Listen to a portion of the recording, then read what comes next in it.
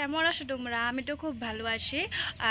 আসলে মোৰ আজি বেংগলীৰ লগত বিয়া হ'ব আৰু মই হ্যাপি আছো কাৰণ মোৰ বেংগলীৰ লগত বিয়া হোৱাৰ এটা চখ আছিল আৰু ইমান জলদি মোৰ কেনেকৈ মানে কিয় বিয়াখন হ'ল পতা হ'ল মন্দিৰতে হ'ব বাৰু বিয়াখন।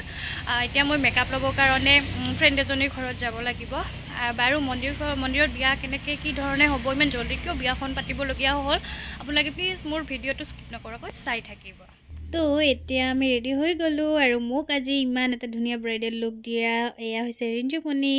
আৰু আপোনালোকক যদি এনেকুৱা ধুনীয়া লুক লাগে তেতিয়াহ'লে তাইক ইনষ্টাগ্ৰাম আইডিত ফ'ল' কৰি কিনে DM কৰিব। তাইৰ ইনষ্টাগ্ৰামত মুনু দাস বুলি আছে।